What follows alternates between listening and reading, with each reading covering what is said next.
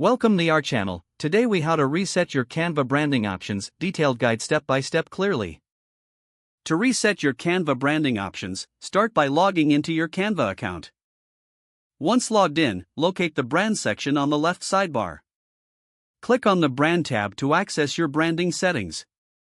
In the brand settings, look for the option labeled Brand Kit.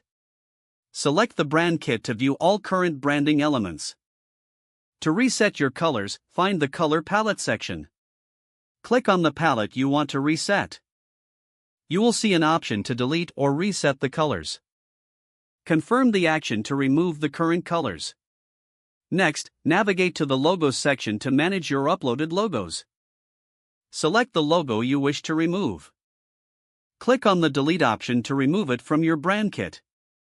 If you have any brand fonts, locate the Fonts section. Select the font you want to reset. Remove the font to start fresh. After clearing out your branding options, you can now add new elements. To add a new color palette, click on the Add a New Palette button. Select your desired colors to create a fresh palette. For logos, click on the Upload button to add new images. Ensure that your new logos are properly formatted and sized. In the Fonts section, choose and upload any new fonts you'd like to use. Review all changes in your brand kit to ensure everything looks correct. Once satisfied, your new branding options will be saved automatically. You have now successfully reset and updated your Canva branding options.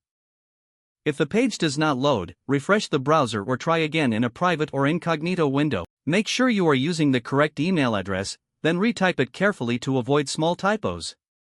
If your password is not accepted, use the reset option and create a new strong password you can remember.